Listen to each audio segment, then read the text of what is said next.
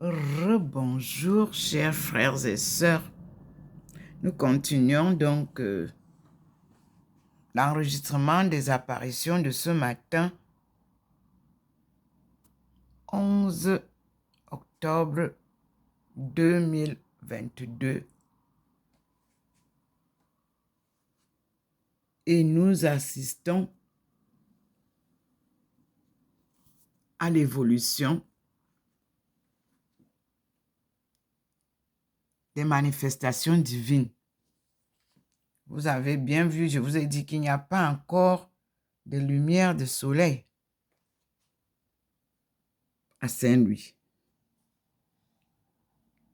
Mais nous avons la présence divine. Voyez-vous, même dans le balcon, ça scintille. Il y a la nuit de protection qui est présente et la bande de la lumière divine sous les deux pots.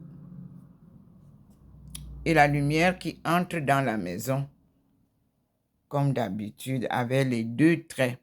Et vous avez le petit point qui nous guide. Nous avons toute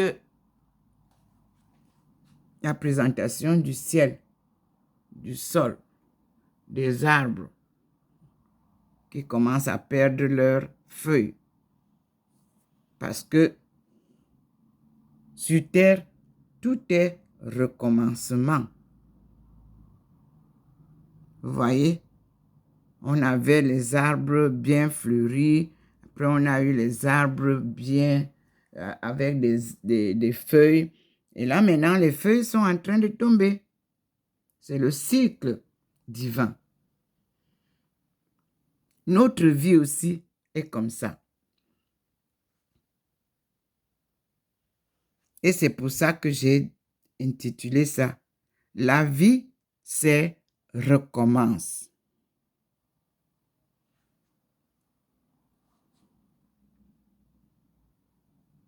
Voilà la présence des êtres célestes qui sillonnent dans le balcon de Dr Ndoum Melingui Thérèse. Vous-même, vous voyez. Vous voyez comment au plafond là, ça sillonne. Allons donc maintenant à l'intérieur, comme la lumière signale, vous avez vu, les deux lueurs de lumière nous amènent dedans. Et nous passons toujours devant le scintillement du Seigneur. 3 fois saint, tout puissant. Le bas, il est plus large. C'est le Père. Au milieu, vous voyez comment scintille le Fils. Et en haut, le Saint-Esprit. Allons donc continuer l'étude de la parole.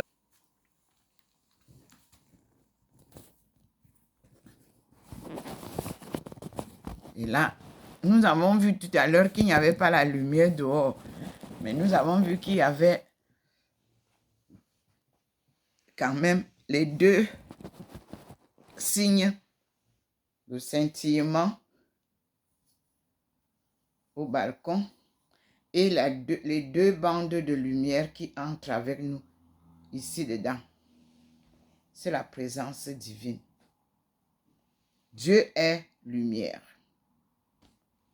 Et la Vierge Marie vient nous apprendre à prier.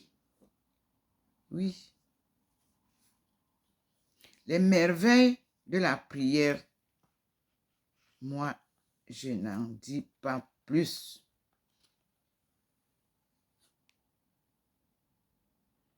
Mais je vous dis que ce que je vis depuis que je suis le Seigneur, c'est-à-dire depuis la naissance, moi, je ne suis jamais déçu. Parce que pour moi, la prière merveilleusement humaine m'a montré la voie de la spiritualité. Oui. Elle est accessible à tous et peut s'insérer à toutes les situations du quotidien. Le rosaire est une prière à la fois humaine et divine. C'est pourquoi Jean-Paul II veut la mettre en lumière pour notre temps et pose la question suivante. Ici, c'est dans le livre de Marie-Michel que je lis à la page 91. Je cite. Pour la tâche exigeante, mais extraordinairement riche, de contempler le visage du Christ avec Marie, n'y a-t-il pas de meilleur instrument que la prière du rosaire? Nous devons redécouvrir la profondeur mystique que renferme la simplicité de cette prière. Ça, c'est Jean-Paul II qui fait proclamation de l'année du rosaire, audience générale du 16 octobre 2002. Vous voyez? Lui aussi a fait la proclamation de l'année du rosaire, comme Marie nous l'a rappelé au début de ses apparitions avec le Seigneur ici chez moi.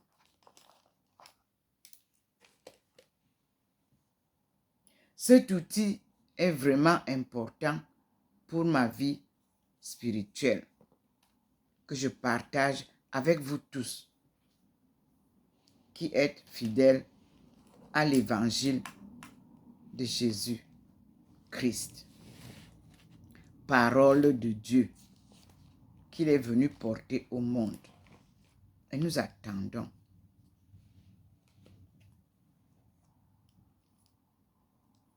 Et nous disons merci au Seigneur, car il est merveilleux, très merveilleux.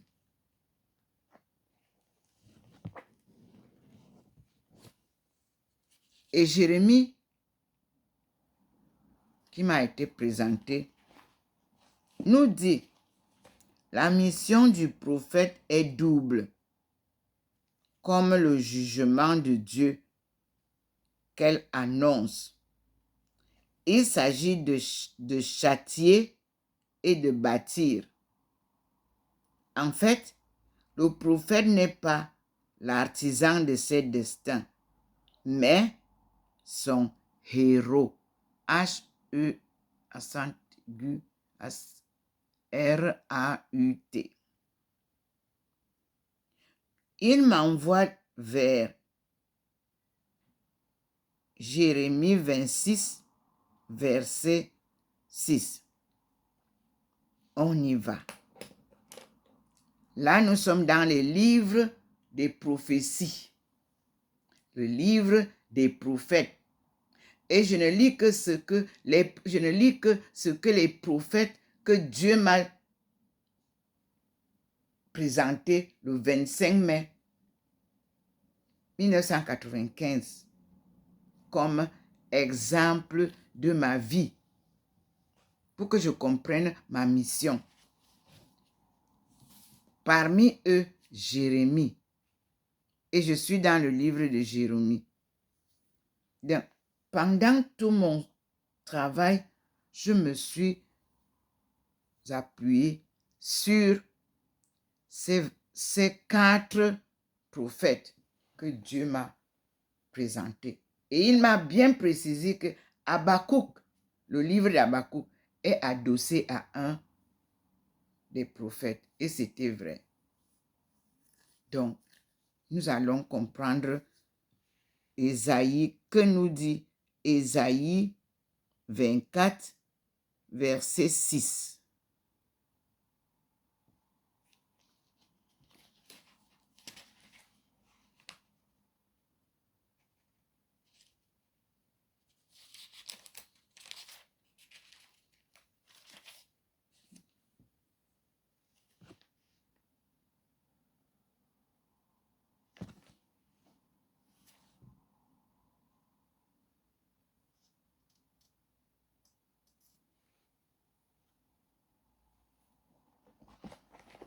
Ésaïe 24, 6 nous dit: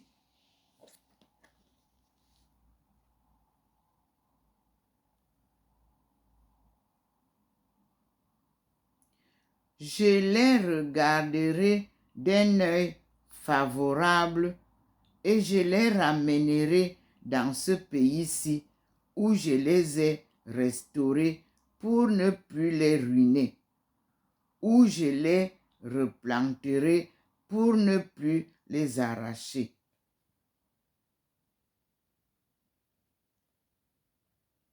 J'ajoute le 7.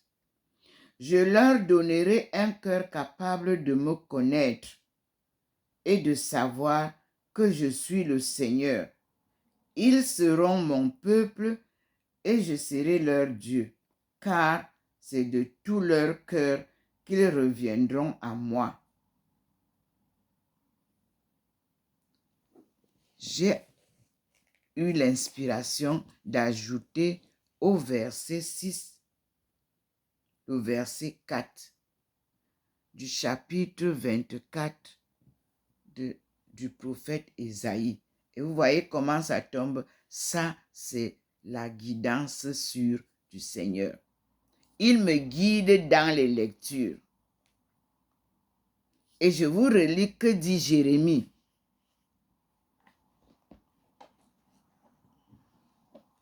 Dans Jérémie 24.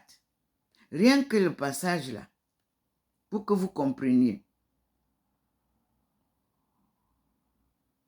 Il dit: alors la parole du Seigneur me fut adressée en ces termes. Nous sommes au verset 4. Voici ce que dit le Seigneur, Dieu d'Israël.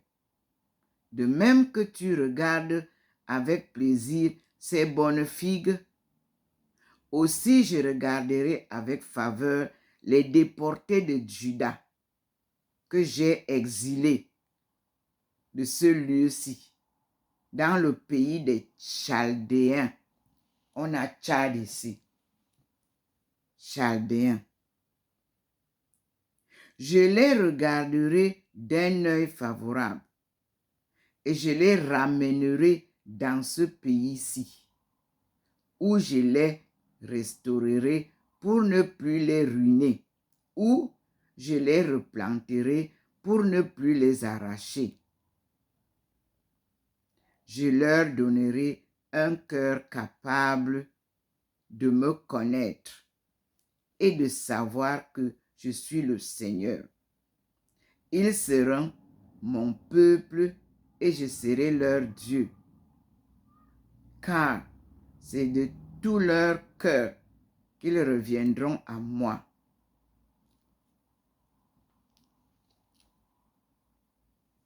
Merci Seigneur. Ce passage nous annonce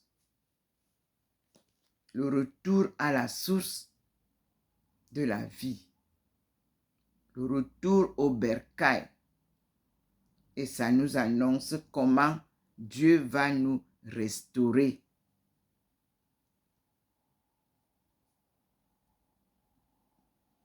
Et nous disons merci au Seigneur.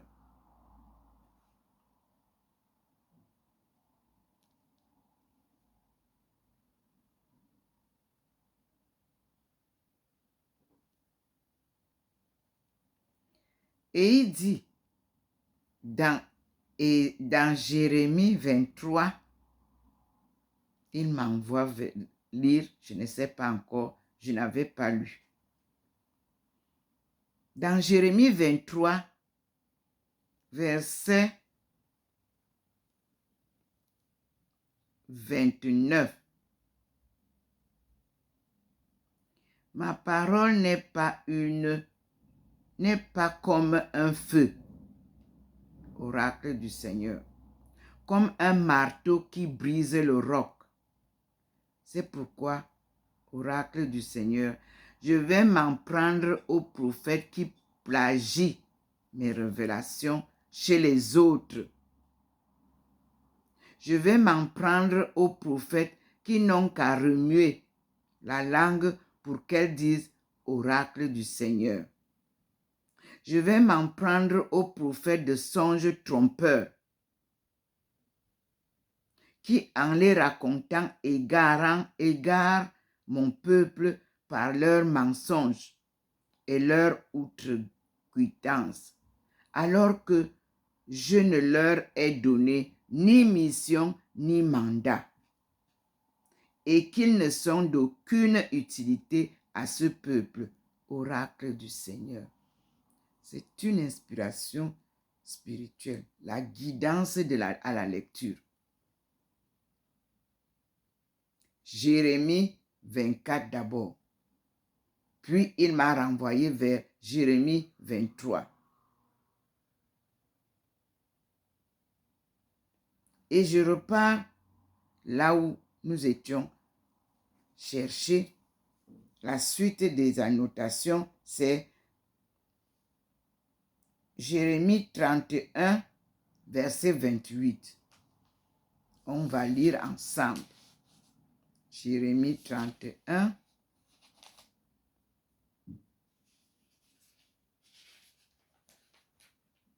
On a Jérémie 31.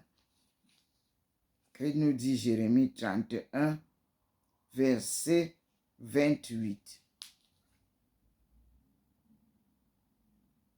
De même que j'ai veillé sur eux pour arracher, pour renverser, pour démolir, pour perdre et pour nuire, ainsi je veillerai sur eux pour bâtir et pour planter. Oracle du Seigneur.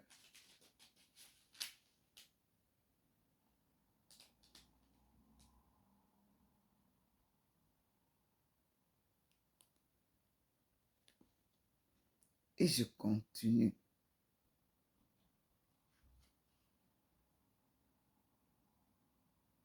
Et il m'envoie vers le 31. Ah, c'était le verset 31 que je vais lire encore. Le Seigneur veut ajouter le verset 31. La nouvelle alliance. Il me fait lire toute la nouvelle alliance. Je vous lis. Voici que viennent des jours, oracle du Seigneur, où je ferai avec les maisons d'Israël et de Juda une alliance nouvelle. Amen.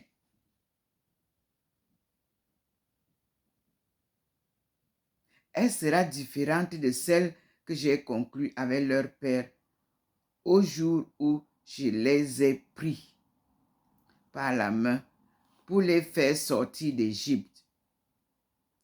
Pacte qu'ils ont violé, quoique je fusse leur époux. Mais voici l'alliance qu'en ce temps-là, je ferai avec la maison d'Israël. Oracle du Seigneur. Je mettrai en eux ma loi. Je la graverai dans leur cœur. Je serai leur Dieu et ils seront mon peuple. Aucun d'eux n'aura plus à instruire son prochain ou son frère en disant « Apprends à connaître le Seigneur » entre guillemets. Apprends à connaître le Seigneur. Car tous me connaîtront, grands et petits, oracle du Seigneur. Car je pardonnerai leurs fautes sans garder aucun souvenir de leurs péchés. Merci Seigneur. Voilà pourquoi je vous ai dit, Dieu est amour et pardon. Ses promesses se réalisent toujours et sa parole est vérité. Il nous promet pardon par amour pour nous. Et il dit que chacun d'entre nous saura graver dans son cœur ce que Dieu veut nous enseigner ou ce que Dieu nous enseigne. Et surtout pour le connaître. Nous allons tous avoir la possibilité de communiquer avec Dieu si nous acceptons la conversion des cœurs. Ne plus faire du mal et ne faire que du bien. Nous aimer les uns et les autres et vivre en paix, en harmonie, comme vivaient nos aïeux. Et voici ce que dit le Seigneur au verset 35. Voici ce que dit le Seigneur qui a fixé le soleil pour illuminer le jour et régler la lune et les étoiles pour éclairer la nuit, qui soulève les flots mugissants de la mer, qui a nom Yahvé des armées. Si jamais ces lois cessent de subsister devant moi,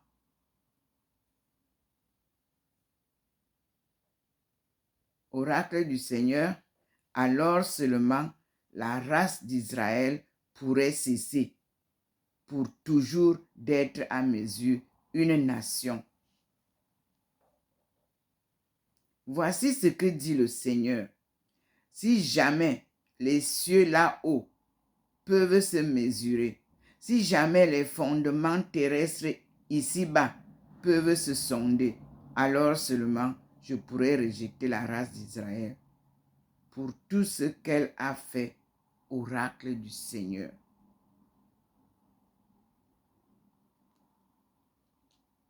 Et il dit, voici que viennent des jours, oracle du Seigneur, où la ville sera rebâtie pour le Seigneur depuis la tour de Hananel jusqu'à la porte de l'angle.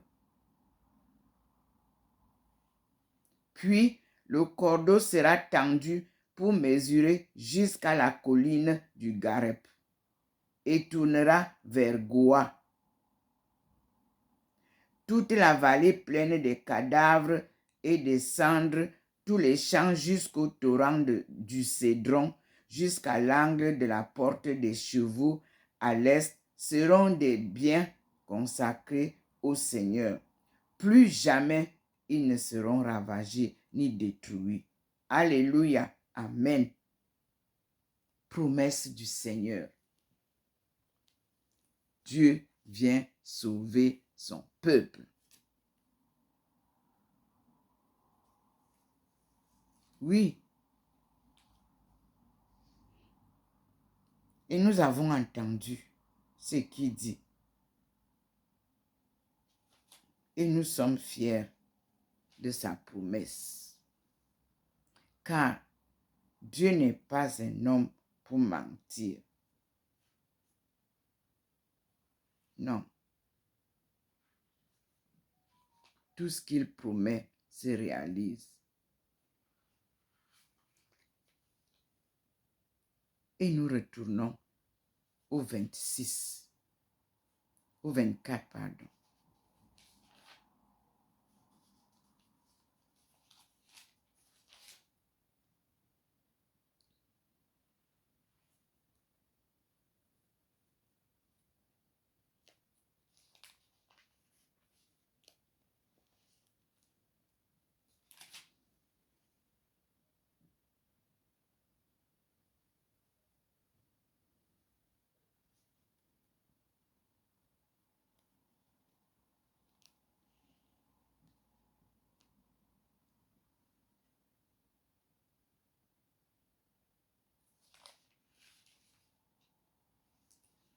Jérémie nous enseigne aussi comment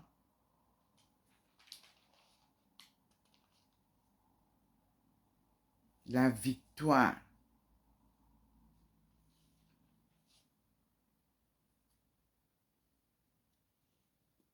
nous est donnée.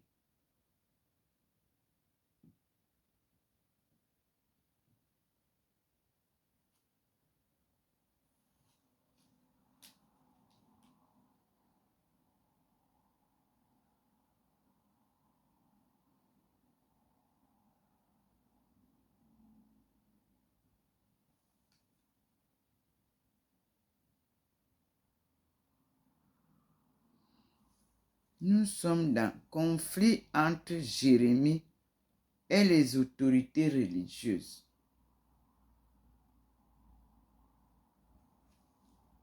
Je vous assure que c'est terrible.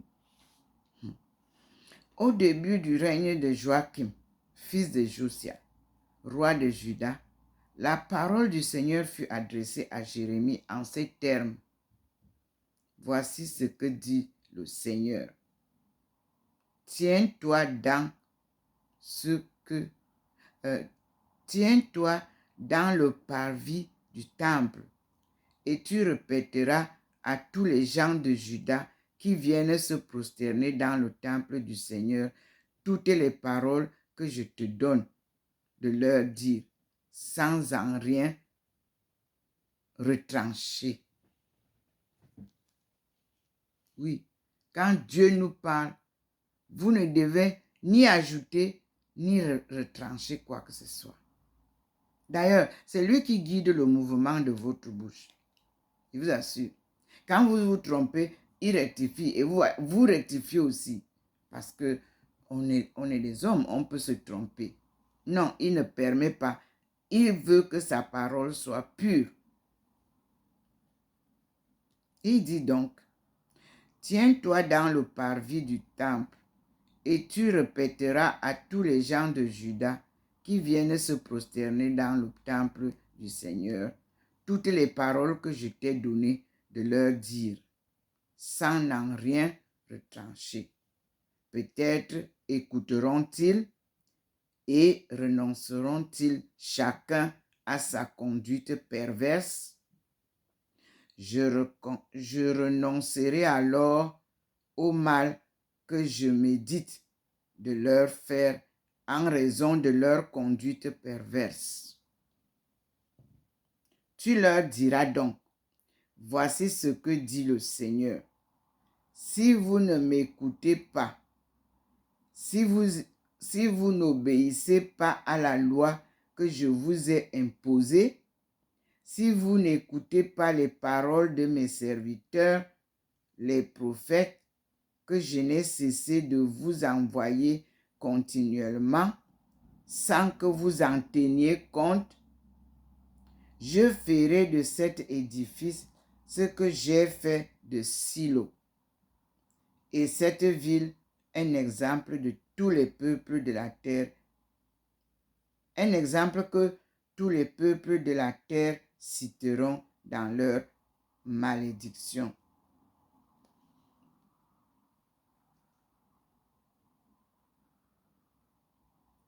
Or, les prêtres, les prophètes et tout le peuple entendirent Jérémie prononcer ces paroles dans le temple. À peine il eut achevé de répéter ce que le Seigneur lui avait enjoint de dire au peuple, que les prêtres, les prophètes et la foule mirent la main sur lui en disant à mort, pourquoi rends-tu au nom du Seigneur cet oracle? Qu'il en sera ce temps comme de Silo, et que cette ville deviendra un désert sans habitants.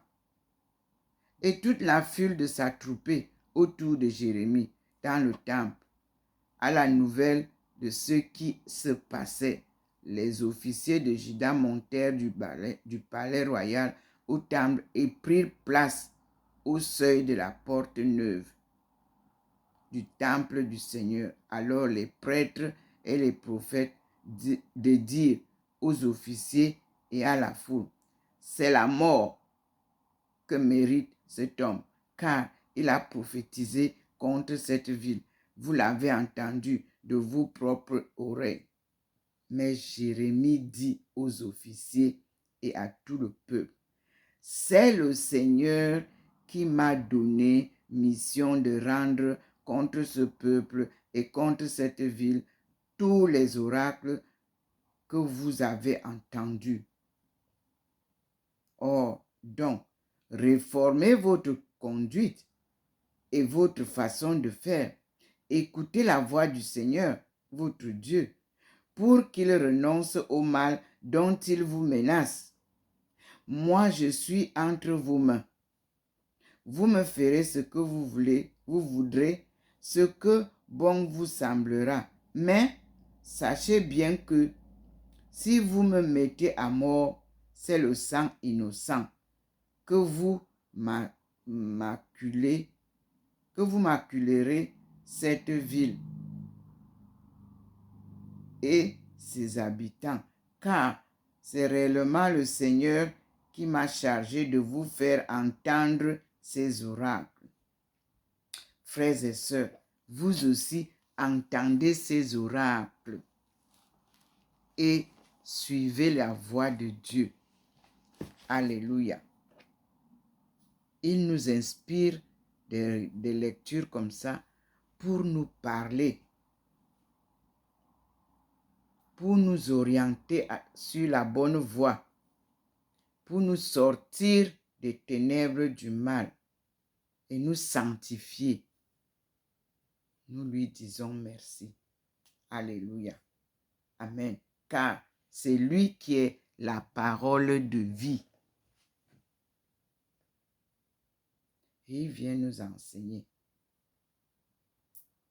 Vous-même, vous voyez comment il guide la lecture. Et tout se passe comme si j'avais fait une étude biblique avant. Non.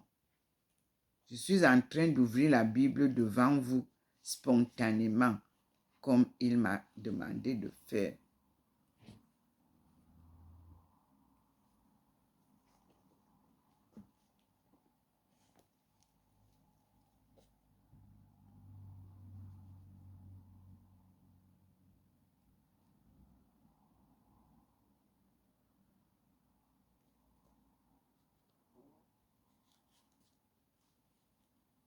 Donc, il nous faut la repentance. Et dans Jérémie 3,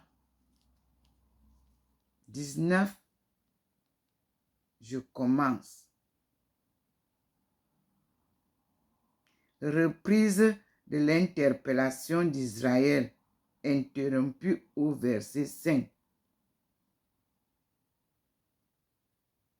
Et le verset 5 disait,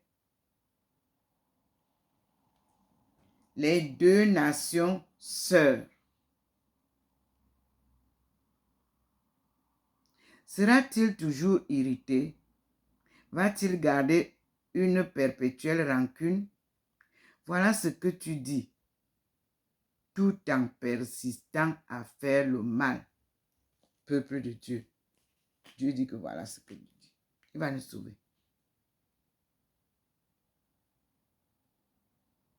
Il dit, donc, quelle place avais-je dit, je vais te faire parmi mes enfants? Quelle terre de délices je vais te donner en héritage? Le plus beau joyau des nations.